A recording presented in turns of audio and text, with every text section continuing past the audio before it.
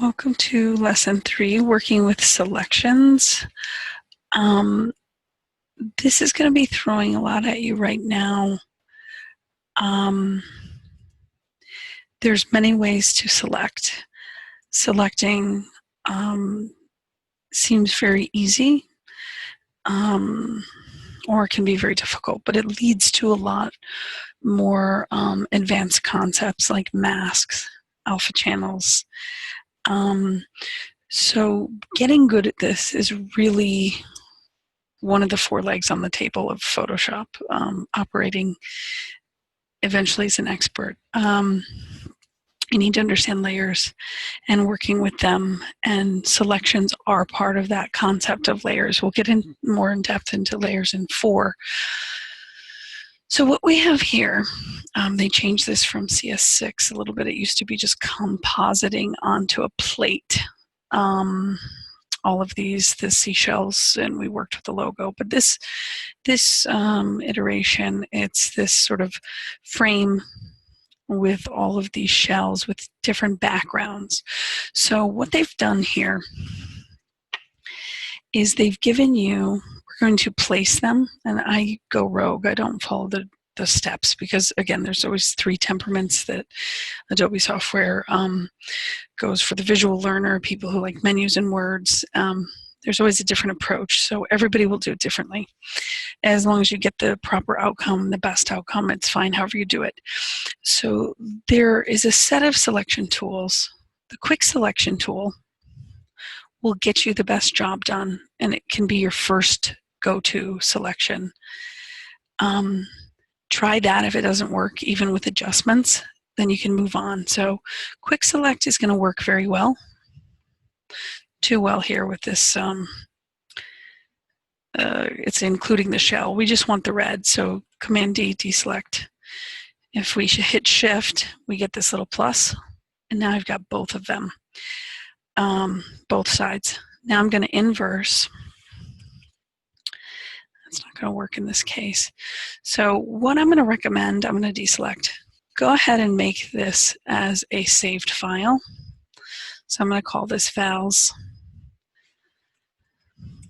Because what we want to do to sort of trick the program is clone. This is what we're going to end up with, what it's going to look like. We're going to place each shell here with a silhouette and a shadow treatment, which is just an effects on the layer, and put these little screws in the corners. I won't show you all of them, but I will show you the best way to get around and which things we're doing. Now I'm going to open up the start. That was the end. I'm going to open up start that isn't vals, because when I select, I want to bring this guy into the file over here. So when I inverse this, I just want, you know what, I'm not even going to do that. This is just being squirrely. Command D. I'm going to crop this really quick. And I'm just going to stick with this because all I want to do is isolate this off the background. And I'm going to use quick selection first. Then I'm going to say inverse, which is Command Shift I, or under the selection, inverse. It has all the quick keys next to it. Then I'm going to cut this, make sure I got the whole thing. And I'm going to come in here. I'm going to go into my move tool. I'm going to place. And there it is. Now, it was a bit of an inelegant selection because there are settings that control how harsh or soft that is. So if you go into Magic Selection, my tolerance is at that. Your settings control how harshly that does that. So I'm going to say undo. Edit step backwards, rather. It's not letting me undo it. When I go in there and select that, I'm going to add this little area. I want to make sure. And the reason I'm hopping back to my magic wand is I want to make this tolerance a little less. 32 is the default. If you want to go in tight on a color, go to 12 or maybe 8. These are just some best practices.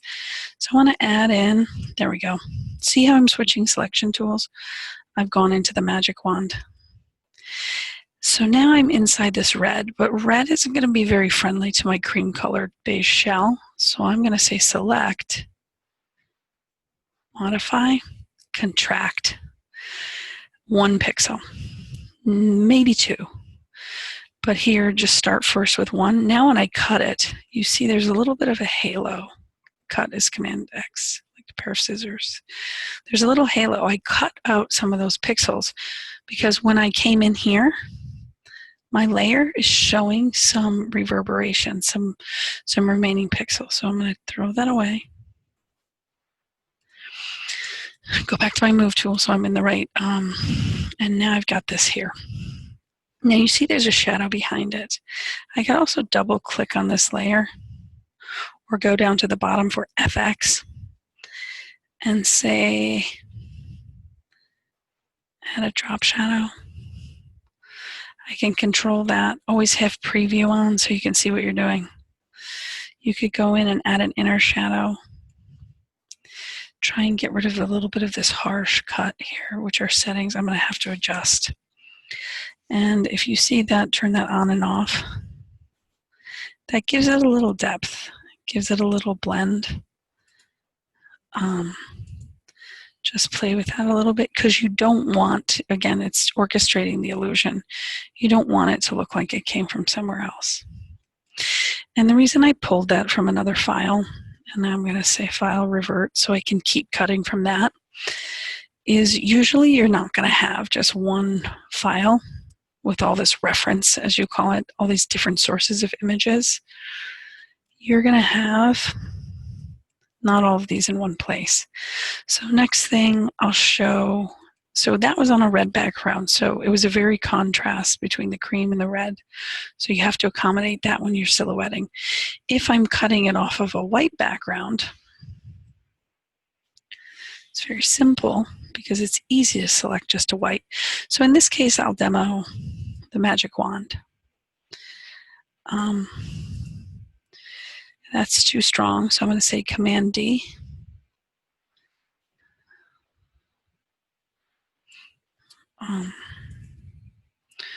That's not cooperating, sorry. It doesn't always quite go as you say. It's trying to demo something that I'm not dealing with. Okay, so throw that whole thing away. I don't want to add anything. So if I go here, now if you come in close, my tolerance is 12. You can always ask it to go a 3 by 3 pixels. You can always adjust these instead of one sample. I'm going to inverse again. Selection, contract. Just stick with one. You don't want to get too far in and lose your details of your image. But see, that's a little bit less. I'm going to come in here. Oh, did I pull that off the wrong guy? Oh, yeah, I did. Sorry.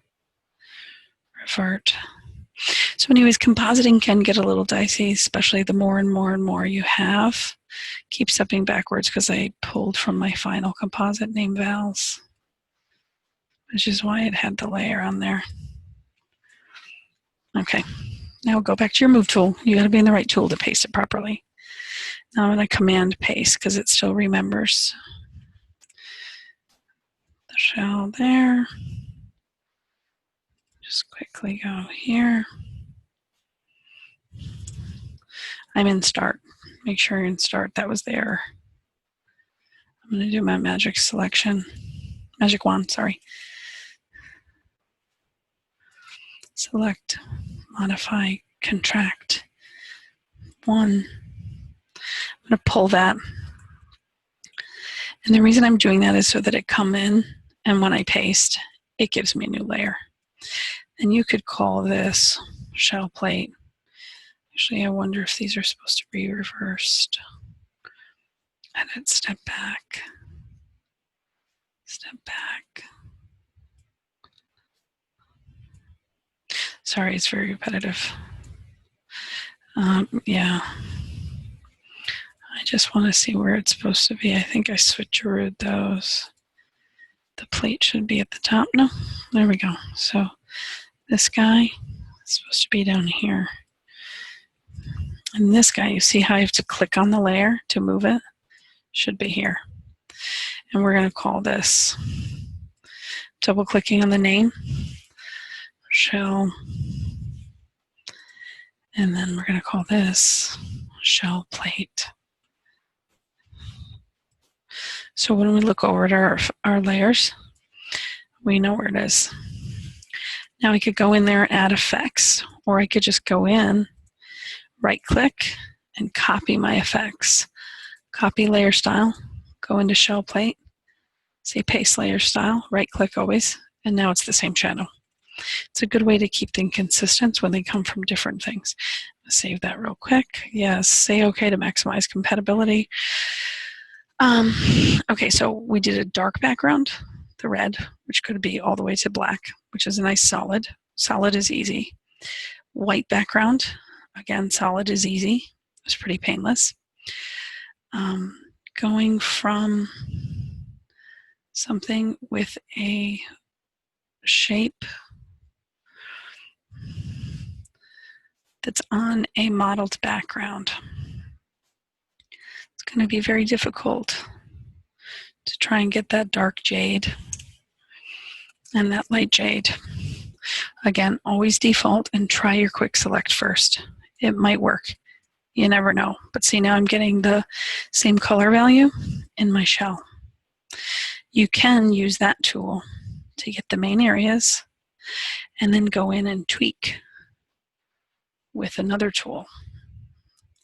So like Magic Wand, I deleted that. Did you see that? I'm holding Option to get this minus sign. Now, when I inverse, let's get rid of that, because see, the color value between the light jade and this peach of the shell are very close. If you were to look in the channels, it's detecting. It's very close there. So now when I inverse, definitely I'm going to want to reduce here. Point of that little exercise right there that I showed you is go back to your move tool. You can combine your selection tools. See that little halo? It went a little softer than that first very harsh cutting out. And this would be here. And again, go to your next layer, copy layer style, paste layer style, boom. Okay, so again here, you would do different selections. This is probably getting a little long-winded. Another thing that you could do is the Polygonal Lasso, which is under the lasso. And I always think of this like a cowboy with a horse, and he's lassoing the calf.